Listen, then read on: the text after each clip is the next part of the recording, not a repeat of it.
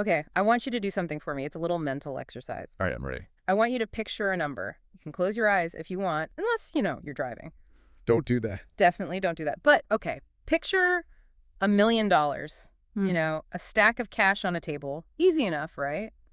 Maybe a briefcase full of bills, like in the movies. Sure. Yeah, we've all seen that image. I can picture that. Yeah, let's scale it up. Picture 1,000,000,000. That's 1,000 of those briefcases. All right. It's like pallets full of cash filling a small room. It gets harder, but you can sort of still grasp it. It's starting to get a bit fuzzy, but yeah, okay. Now try 1,000,000,000,000. 1,000,000,000,000. We're talking about like warehouses now, entire warehouses of money. But here's the real challenge. I want you to try and wrap your head around $3.5 quadrillion. It's impossible. It's a Yeah. number so large, it almost ceases to have any meaning for the human brain. Right. It sounds like something a kid would just make up on the playground to win an argument. Oh, yeah. Well, I have a quadrillion infinity dollars. Exactly. It sounds completely fake. But it's not made up. That $3.5 quadrillion figure, Yeah? that is the estimated annual volume of the market we are diving into today. The foreign exchange market, or, Forex. We're looking at this whole stack of reports here, specifically a massive comprehensive analysis from January 2026. And the scale is just, well, it's terrifying. It really is. It is the largest financial market in human history. I mean, nothing else even comes close. The stock market is like a lemonade stand compared to this thing. A lemonade stand, I like that. And just to give you some context on where we stand right now, in early 2026, the daily trading volume has hit a new all-time high of $9.6 trillion. A day? Per day. That's a 28% jump just since the data we had back in 22. $9.6 trillion every single day. I mean, that's more money changing hands in one day than the entire annual GDP of, Germany or Japan? Precisely. And that, I think, that brings us right to the mission statement for this deep dive.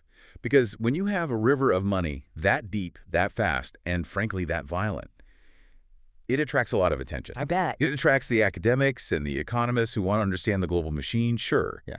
But it also attracts a whole other group.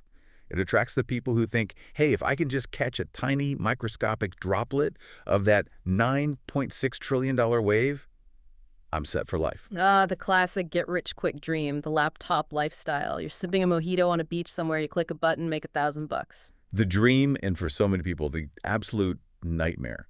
So our goal today is to decode this machine. We are not looking at gurus or influencers. We've got cold, hard data from the Bank for International Settlements, the NFA, ESMA, basically all the top regulators and researchers in the world. Okay. We're going to look at who is actually making money, who's losing it, and we're going to separate the myths from the brutal reality of this 2026 data. And I think we need to set the scene properly before we get into the nitty-gritty. Because I used to think of Forex as just guys in expensive suits in London or New York yelling into telephones, right? Slamming down receivers. The old image. Yeah. But the 2026 report paints a slightly different, maybe a more modern picture. I'd think of it less like a trading floor and more like an ecosystem. Yeah. Or better yet, an ocean. A very specific, very dangerous ocean. Okay. Imagine a massive shark tank.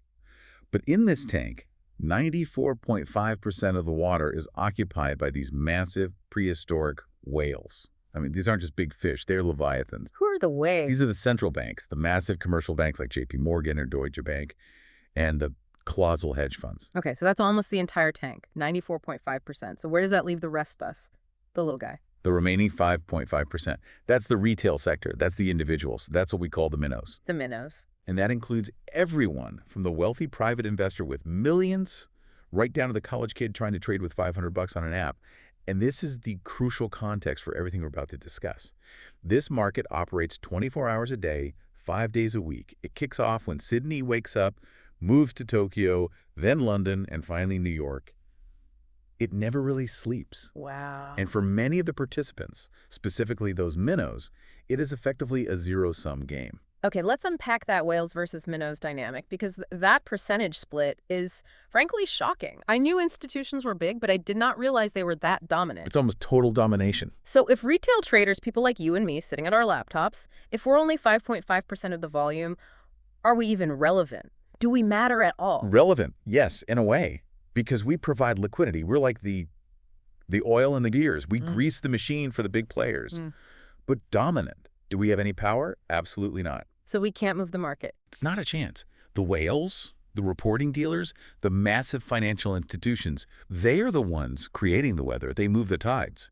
When the Federal Reserve decides to adjust interest rates or a massive hedge fund rebalances a portfolio worth billions, that creates the wave. And we're just The retail trader isn't creating the wave. They're just trying to surf it without getting, crushed against the reef. So just to be crystal clear, when I open my little brokerage account and I buy some euros because I think the chart looks nice, I'm not actually moving the price. Or not even a little bit. Yeah. It's like throwing a pebble into the Pacific Ocean and expecting a tsunami. Okay. You are riding the momentum created by the giants.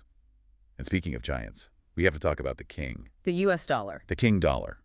Even now, in 2026, amidst all the geopolitical shifts we've seen over the last few years, all the talk of de-dollarization, the rise of crypto, It's just going to say that. the U.S. dollar is still on one side of 89.2% of all Forex transactions. 89.2.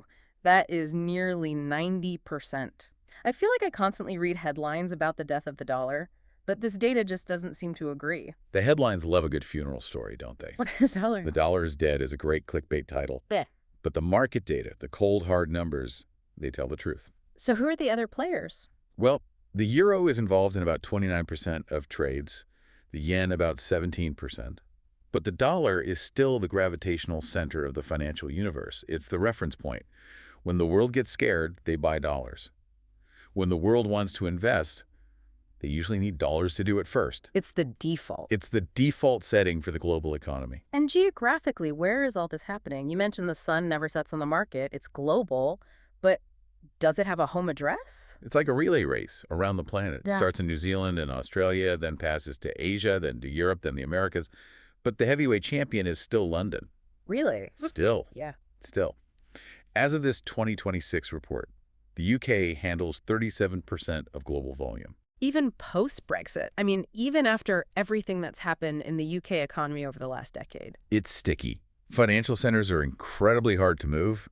You have the infrastructure, the talent, the legal framework, and critically, the time zone. It all just works for London. The time zone. Yeah, it sits right in that perfect sweet spot between the Asian close and the U.S. Open. It's the period of highest liquidity.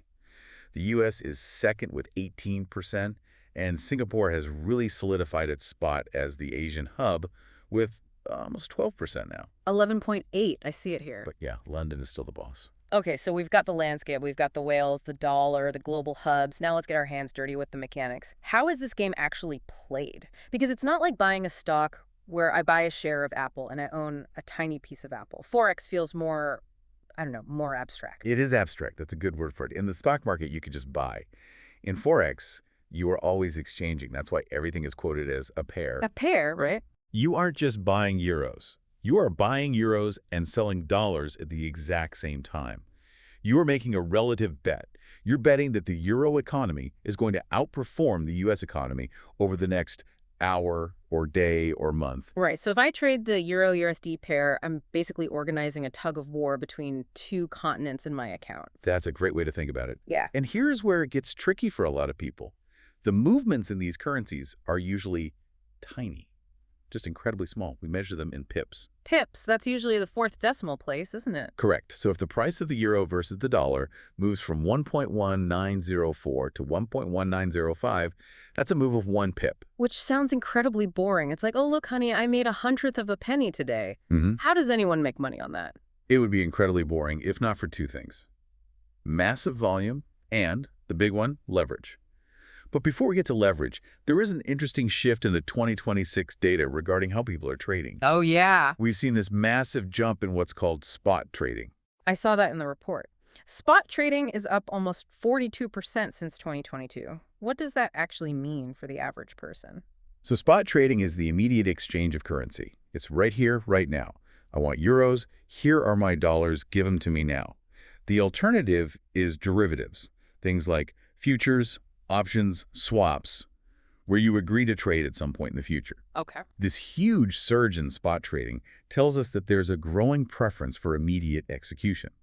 It largely correlates with that rise in retail participation we mentioned earlier. Ah. The modern trader, the trader on an app, they want action now. They aren't hedging their corporate balance sheet for next quarter. They are trading for the next hour. Which brings us to the dangerous part, the thing that turns that boring little pip into a heart attack moment. Let's talk about leverage. A double-edged sword. You mentioned that a pip is a tiny fraction of a cent. So how in the world do people lose their houses trading this stuff? Leverage is the answer. Leverage is essentially borrowing money from your broker to open a position that's way larger than your actual capital. Yeah. It's the steroid of the financial world. Okay, give us the math on this, because I think this is where so many people get caught in the trap. It sounds amazing on paper. It does. It sounds like a cheat code. So let's walk through it. Imagine you have $1,000 in your trading account.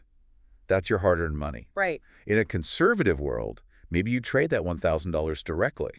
If the euro moves 1% in your favor, which is a pretty decent move for a day, you make $10. $10, I can buy a sandwich. This is not the retire to a beach money we were talking about. Exactly. So the brokers, to make it exciting, they offer leverage. Let's say they offer 1 to 100 leverage. 1.10. That means your $1,000 acts as a security deposit. That's called margin.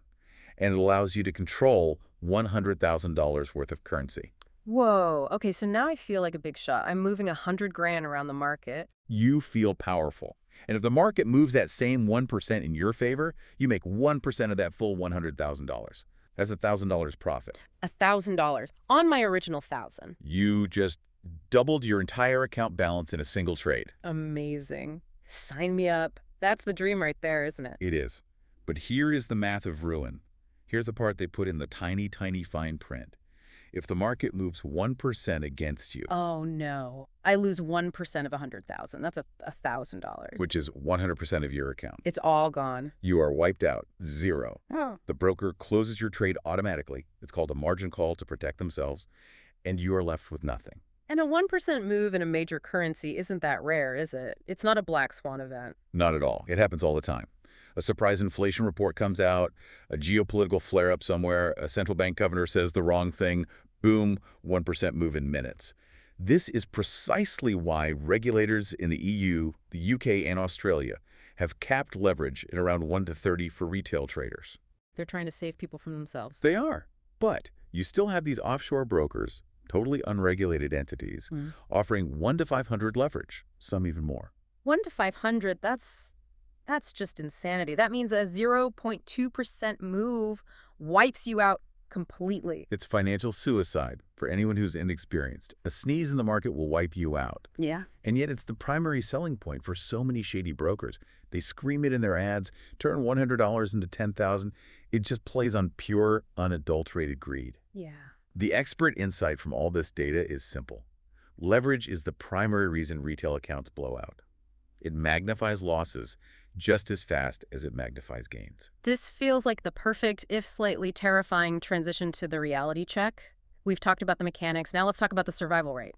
The report has a section called Retail Reality, and honestly, reading it, it feels like a warning label on a pack of cigarettes. It should be read that way. Yeah. This is absolutely not a game. So the big question every listener has right now is probably, okay, but can I get rich doing this? What does the data say? The data says probably not. And certainly not quickly. Ouch. Okay, give us the cold water numbers. All right, let's look at quarterly profitability. In any given quarter, only about 10 to 30% of retail traders end up in the green. So best case, 70% are losing money every 3 months. Worst case, 90%. Correct. But it gets even starker when you look at the long term. The percentage of retail traders who manage to do this for a living, who actually replace their income and survive for years, is estimated to be between 1 and 3%. 1 to 3%. That's incredibly low. That's just brutal. It is elite status. It's like saying, I want to be a professional athlete. Sure, anyone can play basketball in their driveway, but making it to the NBA, that's the 1%.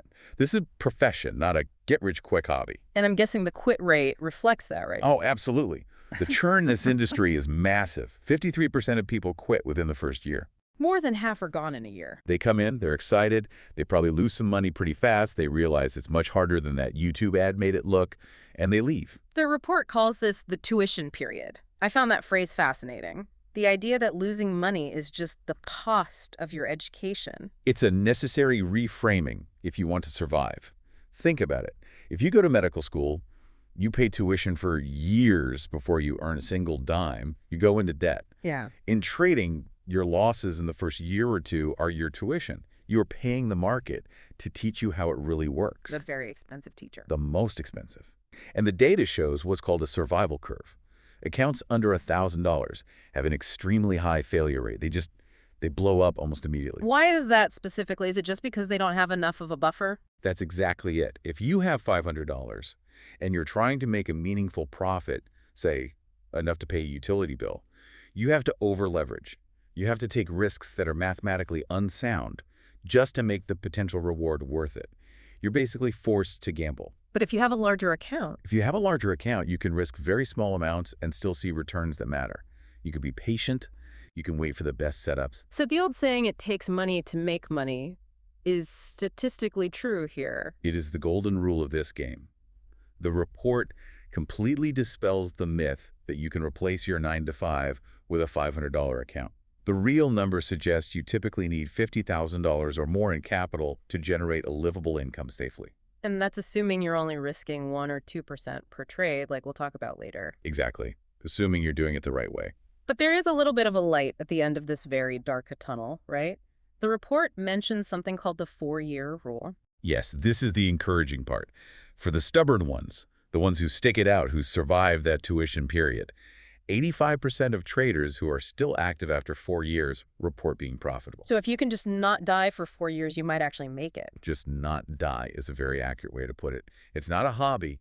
It's a profession that requires a 4-year, completely unpaid, and very expensive internship. Let's talk about why people die financially speaking in those first 4 years.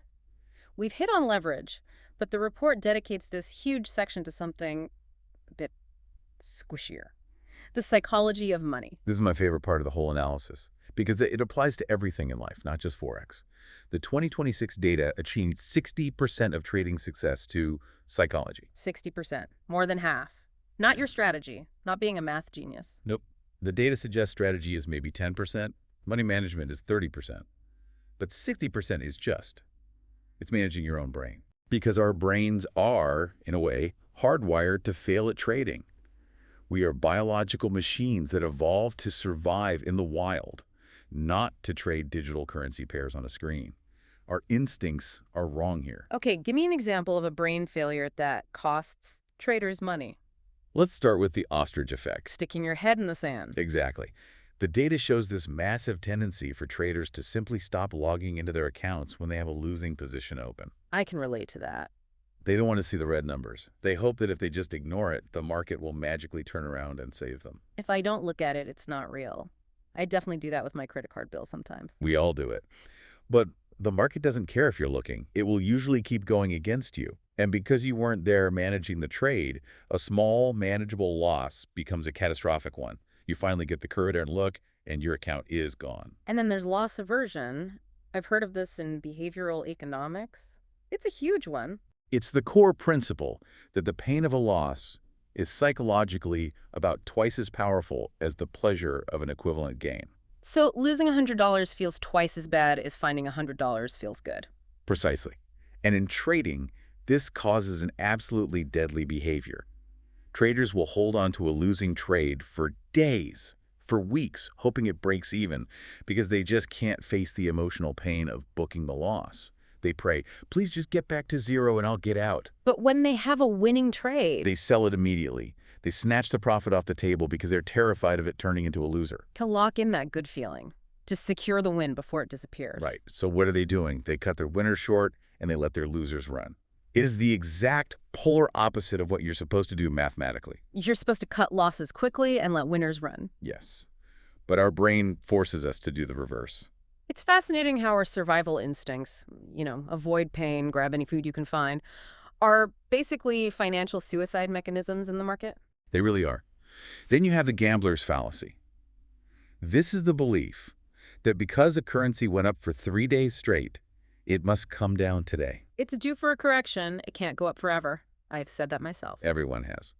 But the market is never due for anything. The market has no memory. It doesn't know what it did yesterday, and it definitely doesn't care about your sense of fairness. If you bet on a reversal just because it's gone up too much, you are going to get run over by the trend again and again. So how do the survivors cope with all this? The 1 to 3% who make it to year 4. Do they just get a brain transplant? They build external structures to bypass their own brains.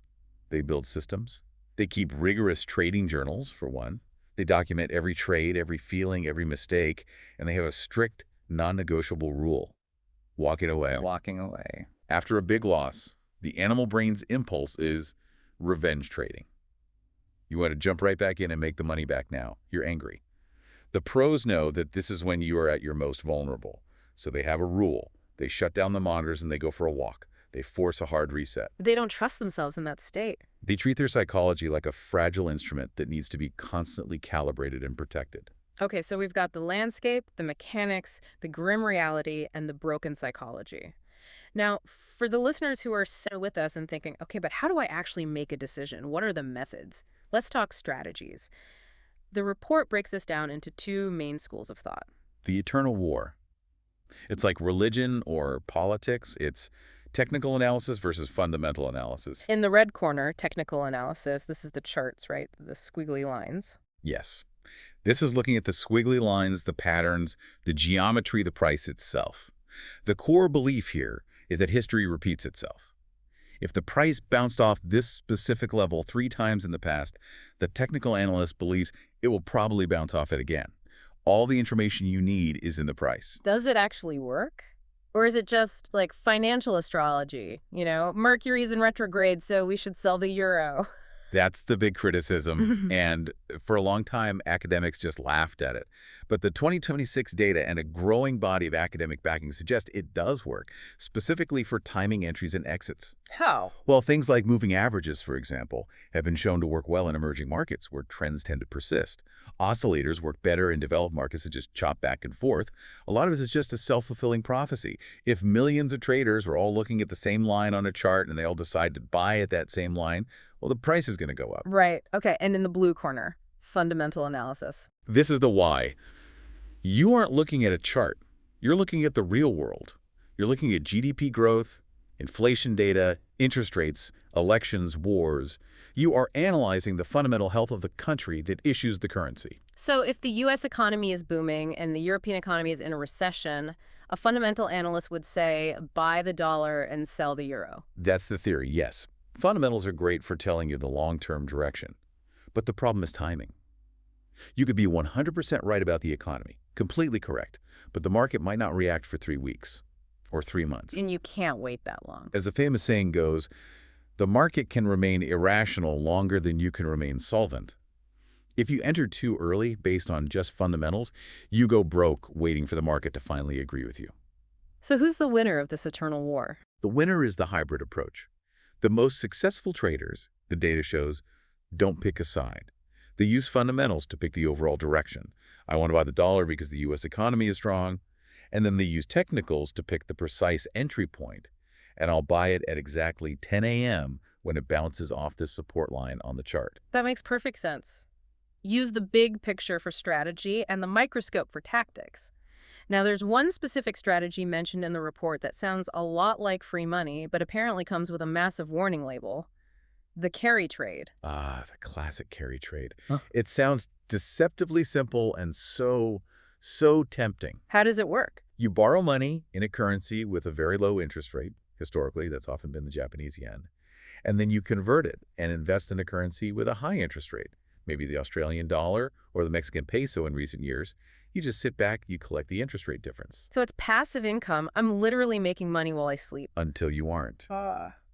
The report describes this strategy as picking up pennies in front of a steamroller. That is a terrifyingly good visual. It works great when the market is calm and stable. You pick up your little pennies, you clip your coupons. But if volatility spikes, if that steamroller suddenly speeds up, the currency values can shift massively and very quickly. The capital loss from the currency pair cracking against you can wipe out 3 years of interest payments in 30 minutes. Wow. It works perfectly until it doesn't, and when it stops working, it's catastrophic. Speaking of things changing fast, let's look at the future. Section 6 of our outline here is the future is now. And in 2026, that means one thing more than anything else: algorithms and AI. The rise of the machines is complete. We used to talk about algos coming. They are here. They run the show. According to this report, 92% of all transactions in 2026 are driven by algorithms. 92%. So when I sit down at my laptop to place a trade, I'm essentially sitting down at a chessboard against a supercomputer. You are sitting at your laptop fighting a global network of supercomputers that live in data centers, right next to the exchange's servers. They see the price faster than you, they calculate the risk faster than you, and they execute the trade faster than your eye can even send the signal to your brain to click the mouse. That feels incredibly discouraging. Why even try? I'm sitting here in my pajamas fighting Skynet. It sounds that way, but there's a bit of a twist here. The report notes that AI integration in retail trading platforms grew by 40% in just the last couple of years.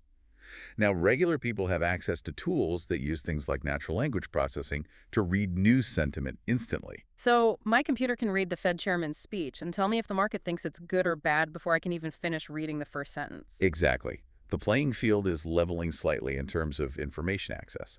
But here is the really interesting stat for me. Retail traders who use algorithmic trading, trading bots, they show, on average, 10% higher profitability than manual traders. Why?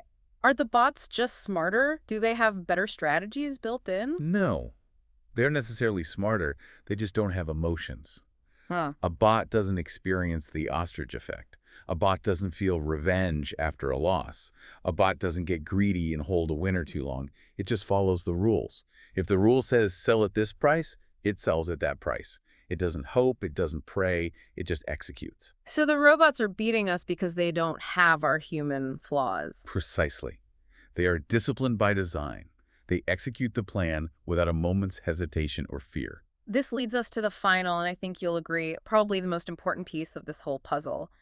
If we can't beat the algos on speed and we have to constantly fight our own psychology, what is the one thing we can actually control? Risk management. It is the holy grail. It's not the sexy part, but it is the only part that matters in the long run. It is the only thing you have 100% control over. You cannot control what the market does next. You can only control your exposure to it. And the report is very, very specific about the golden rule here. Never risk more than 1 to 2% of your account on any single trade. That sounds so conservative. I mean, if I have that $1,000 account, that means I'm only risking, what, $10 or $20? Yes. And that is why people hate it. It's not sexy. They want to risk $500 to make $500. Mm-hmm. But the expert view in this report is crystal clear. If you risk 10% per trade, you are not trading. You are gambling.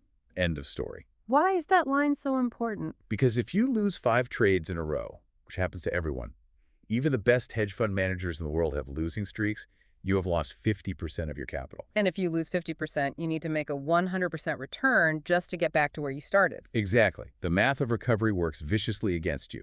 But if you risk 1% and you lose 5 times, you are down 5%. You can make that back in a week of good trading. It keeps you in the game long enough to learn. And the main tool for this is the stop-loss order. The seatbelt. It is mandatory for every single trade. A stop-loss is a preset order that says, if the price goes to this level against me, get me out. No questions asked. It stops the bleeding automatically. But I see people online all the time saying, don't use stop losses, the market makers hunt them, they see where your stop is, and they come get it. That is conspiracy theory nonsense used to justify bad discipline. Not using a stop loss is like driving without a seatbelt, because you're afraid the seatbelt might wrinkle your shirt. Sure, maybe it wrinkles your shirt. But if you crash, you're going through the windshield, and the market will crash your trade eventually. You need the belt. And we can't talk about risk without talking about the biggest risk of all, where you put your money. Right. Regulation. This is so critical. The report highlights how to spot a scam, and it's actually pretty easy if you know what to look for. If a broker guarantees profit, it's a scam. If they're using high-pressure sales tactics to get you to deposit more money over the phone, it's a scam. What about where they're based? If they are registered on some tiny island you've never heard of, it's an extremely high risk. You have no recourse. So stick to the Tier 1 regulators. US, UK, EU, Australia. If your broker isn't regulated by one of those major bodies, you are swimming in shark-infested waters without a cage. Yeah. If they disappear with your money, there is nobody to call. So let's bring all of this home. We've covered a lot of ground here. The $9.6 trillion daily volume, the whales controlling 94.5% of the market. The brutal 70 to 90% quarterly loss rate for retail traders, the psychological traps. It's a lot to digest. It's a very heavy meal. So if you had to summarize the final verdict of this 2026 deep dive, what is it? Is Forex a scam or is it a legitimate job? The verdict is that Forex is a legitimate, essential engine of the global economy. It is a business, but it is a terrible get-rich-quick scheme. It is perhaps the worst get-rich-quick scheme ever invented. Because it looks so easy from the outside, but it's actually a profession on par with being a doctor or a lawyer. Exactly. The path to success exists. That 1 to 3% group proves it. But the path looks like this. Education for at least 6 months. Demo trading with fake money for another 6 months. Then a small live account for at least a year. And strict risk management. Forever. It's treating it like a startup, not a slot machine.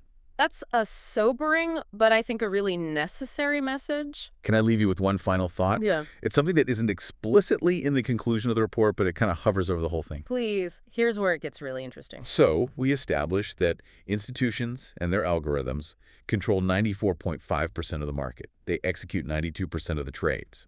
They have the speed, they have the data, they have the capital. So we have to ask ourselves a really hard question. Is the role of the retail trader actually to make money? Or is our role simply to provide liquidity to the big players? Think about it. Are you the player at the poker table? Or are you the felt on the table itself? When you click buy, you are providing the other side of the trade for a whale who wants to sell. It's just something worth thinking about before you deposit that tuition money. That is going to keep me up tonight. Are we just the plankton that's feeding the whales? Just keep your stop loss tight, and you might survive long enough to become a small fish. I love it. And to our listener, maybe check your ostrich effect in other parts of your life, too. Are you avoiding checking your bank account, your work emails? It applies everywhere. Absolutely. Face the data, whatever it is. Thanks for diving in with us. We'll see you on the next one. Take care.